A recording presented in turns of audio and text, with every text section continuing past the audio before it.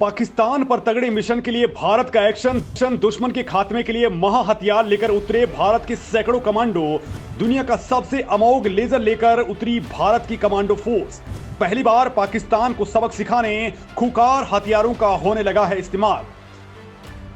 जी हां दोस्तों, भारत की सुरक्षा एजेंसियां अनंतनाग हमले को लेकर के अब बहुत ज्यादा एक्टिवेट हो चुकी हैं और अब उन्होंने खुलासा किया है कि इस हमले के तार सीधे सीधे पाकिस्तानी सेना से जुड़े हुए हैं, क्योंकि दोस्तों भारत ने अशांति फैलाने वाले पाकिस्तान को दुनिया भर से अलग थलग कर दिया था और G20 के बाद से वो लगातार बिफरा हुआ था कि वो पूरी तरह से साइडलाइन हो चुका है। लिहाजा दोस्तों उसने अब ये बड़ी रणनीति अपनाई और भारत के अंदर फिर से अशांति फैलाने की ओर आगे बढ़ चुका है।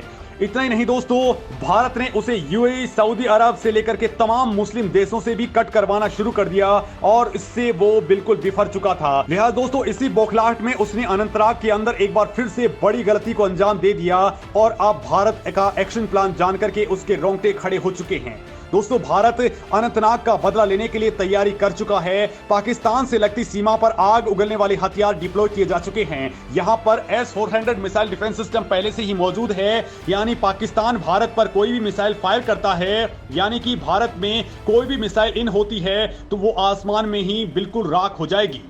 लेकिन दोस्तों भारत पाकिस्तान को उससे भी बड़ा सरप्राइज देने वाला है और इसके लिए भारत के सैकड़ों कमांडोज की पूरी फोर्स को LOC के पास में उतार दिया गया है और उनके पास में जो हथियार हैं वो अकेला ही पाकिस्तानी सैनिकों की चटनी बना देगा, उनको मौत की नींद सुला सकता है और उसका नाम है कार्ल गुस्ताफ। जी हां दोस्तों, इस महाविनाशक हथियार की आहट से ही पाकिस्तान का दिल बैठ गया है। लिहाजा दोस्तों इस हथियार के बारे में और भारत की जबरदस्त रणनीति के बारे में आपको इस वीडियो के अंदर पूरी की पूरी जानकारी देने वाला हूं कि भारत का एक्शन प्लान आखिर क्या है।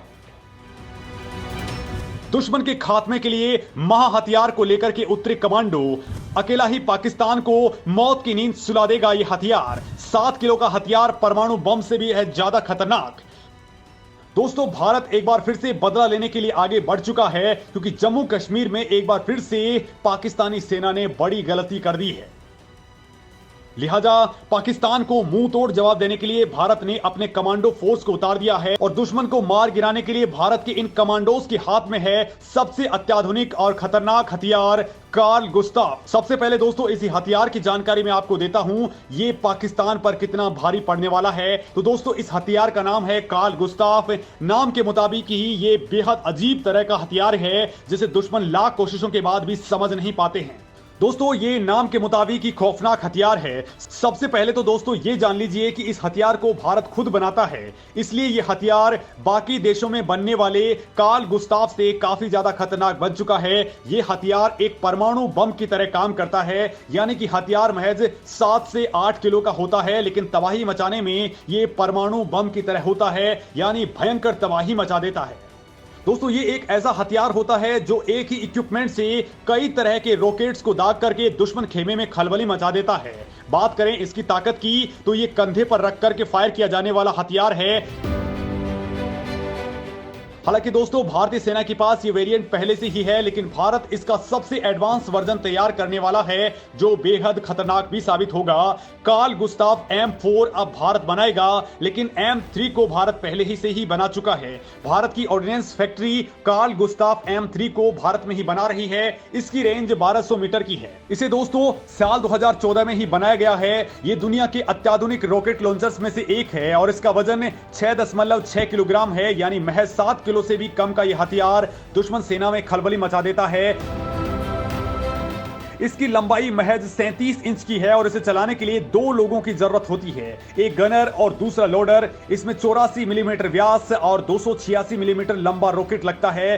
दोस्तों ये 1 मिनट में 6 राउंड फायर कर सकता है। इस रॉकेट लॉन्चर से दागे जाने के बाद इसके गोले अधिकतम 840 फीट प्रति सेकंड की गति से आगे बढ़ते हैं, यानी दोस्तों ये 918 किलोमीटर प्रति घंटे की रफ्तार से आगे बढ़ता है। अगर दुश्मन चलती फिरती गाड़ी में भी है तो इसकी सटीक रेंज 400 मीटर की होती है, वहीं गाड़ी खड़ी है तो ये 500 मीटर होती है। अगर स्मोक और हाई एक्सप्लोसिव गोले का इस्तेमाल किया जाता है तो इसकी रेंज 1000 किलोमीटर की होती है। अगर दोस्तों रॉकेट बूस्टेड लेजर गाइडेड हथियार दागते हैं तो ये 200 मीटर तक गोला दागा जा सकता है। कहने का मतलब यह है दोस्तों कि इस ब्रह्मास्त्र को दागने के बाद दुश्मन का बचना पूरी तरह से नामुमकिन होता है। दोस्तों सबसे बड़ी बात तो यह है कि कार्ल गुस्ताफ M4 को पहले उन जवानों को दिया गया था जो चीन की सीमा के पास LAC पर तैनात हैं, लेकिन अब पाकिस्तान की ताजा हरकतों को देखते हुए भारत ने इस महाविनाशक हथियार को LOC पर भी डिप्लॉय कर दिया है, वो भी भारत के सिलेक्टेड कमांडोज के साथ में। वहीं भारत का एक और हथियार पाकिस्तान की मौत बनकर के पहले से ही रेडी है।